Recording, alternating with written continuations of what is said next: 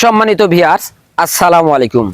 আজকে আমরা ঘুরতে ঘুরতে চলে এসেছি ভিডিও করার জন্য মান্দা থানা 11 নম্বর কালিকিপুর ইউনিয়ন পাতন বানাইল বাজার থেকে 1 কিলোমিটার সামনে সজনপুর বলে একটি জায়গা, সজনীপুর, তাই না?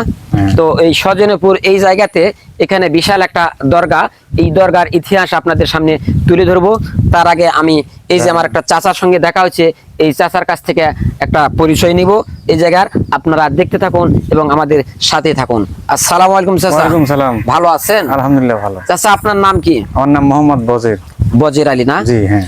তো আপনার বাসা? বাসা সজনীপুর। সজনীপুর, হ্যাঁ। সজনীপুর গ্রাম।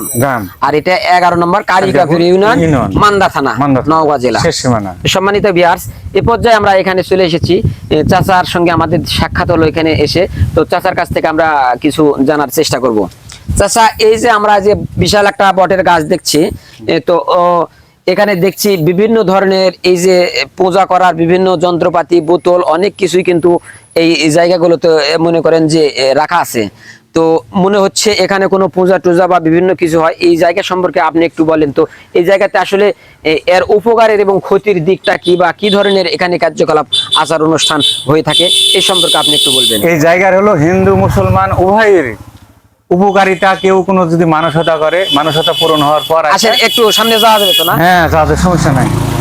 তো সে উপকার যে পায় সে আসে এখানে মানসতা দেয়, বা তোমার হলো সিন্নি খরাত দেয়।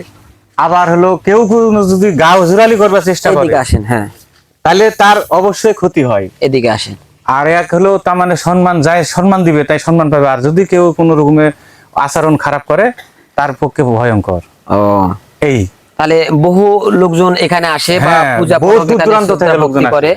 জায়গাটা অনেক প্রাচীন পুরাতন এই জায়গা, তাই না? হ্যাঁ। তো চাচা আমরা একটু ঘুরে দেখতে পারি তো না? হ্যাঁ, দেখা যাবে, সমস্যা। তো আপনার সাথে থাকেন, আপনাদেরকে নিয়ে দেখবো। তো সম্মানিত ভিউয়ার্স, দেখছেন এই যে বিশাল একটা বটের গাছ এখানে। তো এখানে আমরা দেখতেছি এই যে জায়গাগুলো শুভ একটু উঠায় নাও। তো বিভিন্ন ধরনের জিনিসপত্র, এই যে পূজার অনেক কিছু টাঙ্গানো রয়েছে। গাছটাও অনেক মাশাআল্লাহ। এটা একটা গাছ মনে হয় ভেঙে পড়ে গেছে। তো এটা পুরাতন গাছ, 2টা গাছ 3টা গাছ আইটেমের গাছ দেখছি। এখানে 2টা তালের গাছ রয়েছে, একটা বটের গাছ রয়েছে, এবং ওই পাশে দেখছি একটা জামের গাছ। জায়গাটা আসলে মাশাআল্লাহ মোটামুটি খুব সুন্দর। তো এই গাছে দেখছি যে বিভিন্ন ধরনের এখানে এই যে নতুন লাল যে কাপড়, এই কাপড় দিয়ে এই যে পূজা করেছে এখানে। যারা যে বিষয়ে আর কি মানত করেছে সেই বিষয়ের জন্য, সেই কার্যকলাপের জন্য তার জন্য এখানে করেছে। আবার আমরা দেখছি যে এখানে এই যে ছিন্নি, চাচা যেটা বলে গেল, ছিন্নি বলে একটা কথা, যেটা হাদিয়া বলা হয় আমরা বলি, সেই হাদিয়াটা এখানে কিন্তু মানত করে হয়তো বা পোলা টোলা এই ধরনের কিছু রান্না করে। যে চুলা, অনেকগুলো চুলা এখানে কালা আছে, মুরগি, খাসি, এই ধরনের যে যেরকম যে মানত করে সেই জিনিসটা নিয়ে এসে এখানে জবাই করে রান্না করে এলাকার লোকজনও খাইতে দেয়, বা এখানে সম্মান প্রদর্শন করে এনাদের নিয়তে এখানে কিছু দেয়। এখানে আমরা জিন ভূত বা যেটাই বলি না, এখানে যে উপসর্গগুলো এখানে রয়েছে। তো জায়গাটা দেখছি চাচার কাছ থেকে আমরা যেটা জানতে পারলাম, চাচা যেটা আমাদের জানালো যে এই জায়গাটা মানুষের জন্য, আমি প্রশ্ন করেছিলাম ক্ষতির এবং উপকারের 2টা দিক নিয়ে চাচার সঙ্গে আমার কথা হলো। তো চাচা আমাকে যেটা জানালো, এই জায়গাটা মানুষের জন্য অত্যন্ত কল্যাণকর একটা জায়গা। বিভিন্ন মানুষ বিভিন্ন নিয়তে, যেমন কুসুম্বা মসজিদ রয়েছে, ওখানে যেমন মানুষ মানত করে, মানুষের কারো বাচ্চা হচ্ছে না, কেউ কোনো অসুস্থতা বোধ করেছে, বিভিন্ন ধরনের যে সমস্যা রয়েছে, এই সমস্যাগুলো নিয়ে মানুষ যখন ক্রিয়েট করে, তখন এই জায়গার এই দরগাটার নাম কি বললেন? খোড়া দরগা।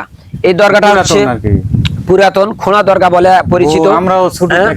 অনেক প্রাচীন পুরাতন একটা জিনিস। ছোট থেকে চাচারা ছোট থেকে দেখতেছে, তার বাপদাদার আমল থেকে এই জায়গাটার একটা জায়গা রয়েছে। তো যারা এই ধরনের সমস্যায়, আমি বললাম সে সমস্যাগুলো নিয়ে যখন সম্মুখীন হয়, এই জায়গাতে এসে মানত করলে নাকি সেটা আল্লাহর রহমতে বা তাদের উপলক্ষে এই জিনিসটা পূরণ হয়ে যায় বা ভালো হয়। ভালো হওয়ার কারণে মানুষ কিন্তু মনের আনন্দে স্বতঃস্ফূর্তভাবে খুশি হয়ে এখানে এসে যে সাদগা দেওয়ার নিয়ত করে, সে ছাদগাটা এখানে কিন্তু দেয়। তাহলে মানুষের মনোবাসনা যে এই বিশ্বাসের উপর ভিত্তি করে মানুষের মনোবাসনা পূরণ হয়, তাতে মানুষ খুশি হয়ে যে এখানে ছাদগা দেয় বা এদেরকে যে সম্মান প্রদর্শন সেইটা করে, তাহলে মানুষের কিন্তু একটা উপকারী দিক সেটা কিন্তু মানুষ পেয়ে থাকে। এবং চাচা আরো বলে গেছেন যে এই জায়গাতে যদি কেউ গাও জোয়ারি করে বা হেলাল সাহেব আমরা গ্রাম্য ভাষায় বলি বা যেটাই মনে করেন না কেন, অবজ্ঞা করে বা তিরস্কার করে, এই ধরনের কোনো কিছু করে যদি কেউ অসম্মান প্রদর্শন করে, এই জায়গাতে আমরা জিন ভূত বা কালী যেটাই বলি না কেন, যে উপসর্গগুলো এখানে রয়েছে, তারা তাদেরকে সোদা গায়ে বা খালি গায়ে ফিরে যেতে পারে না। এটা সত্যি একটা ঐতিহাসিক স্থান বলে দেখেন এই যে কত ধরনের জিনিসপত্র দিয়ে এখানে কিন্তু মানুষ পূজা করেছেন। এখানে আমরা বুঝতে পারছি একজন ব্যক্তি নয়, একাধিক ব্যক্তি কিন্তু তাদের মনোবাসনা পূরণ হয়েছে বা তারা এই বিষয়গুলো নিয়ে সম্মুখীন হয়েছে বলে আজকে কিন্তু এই জিনিসগুলো তো পূজা করেছে। এখানে দীর্ঘদিন থেকে চাচা বলেছেন তিনি জন্মের পূর্বে থেকে তার বাপ দাদার আমল থেকে মানুষ কিন্তু এই ধরনের পূজা পরব করে আসতেছে। জায়গাটা দেখে সত্যি মনে হচ্ছে আমাদেরকে অত্যন্ত ভয়ঙ্কর এবং দুর্বিষহ একটা জায়গা মনে হচ্ছে। তো এই জায়গার এই যে ইতিহাস আপনাদের সামনে তুলে ধরলাম, জায়গার দুইটা দিক রয়েছে, একটা হচ্ছে উপকারের দিক, একটা হচ্ছে ক্ষতির দিক। ক্ষতি তাদের জন্যই প্রযোজ্য যারা এই জায়গাটিকে নিয়ে তিরস্কার করে, অবজ্ঞা করে, এই জায়গাকে পছন্দ করে না, অসম্মানী করে, খারাপ বা অসাব গায়ে যারা এখানে আসেন তারা এই জায়গার কুফল ভোগ করে, তারা এখান থেকে ক্ষতিগ্রস্ত হয়, এমনকি অনেকের মৃত্যুও হয়েছে এই জায়গাটিতে। আর যারা মনে করেন যে এই জায়গাটির সম্মান প্রদর্শন করে যারা মানত করে তাদের জন্য সে সুফল বয়ে আসে অবশ্যই। গাছটা দেখলেন সম্পূর্ণ এই ভিডিওটি আপনাদের সামনে তুলে ধরার জন্য আজকে আমরা এখানে এসেছি। এই চাচার সঙ্গে দেখা হয়ে আমরা নওগাঁ জেলা মান্দা থানা বাতন বানোয়েল বাজার হতে 1-1.5 কিলো সামনে এখানে জায়গাটার নাম কি যেন বললেন? খোঁড়া দরগা, সজনীপুরে এই যে খোঁড়া দরগা, এই খোঁড়া দরগাতে এসে অনেক কিছু আমরা জানতে পারলাম। এই ইতিহাস আপনাদের তুলে ধরলাম। আমাদের চ্যানেল থেকে, রেজাউল করিম পেজ থেকে এই ধরনের ভিডিও পেতে অবশ্যই আপনারা সাথে থাকবেন, লাইক কমেন্ট শেয়ারের মাধ্যমে সহযোগিতা করবেন। আপনাদেরকে এইরকম ঐতিহাসিক স্থান এবং ভালো ভালো সুন্দর ভিডিও তুলে ধরার চেষ্টা করব। সেই পর্যন্ত সবাই ভালো থাকবেন। চাচার সঙ্গে আমার যে দেখা হয়েছে, চাচার মাধ্যমে আমি এত কিছু জানতে পেরেছি, সেজন্য চাচাকে ধন্যবাদ এবং সালাম জানাই।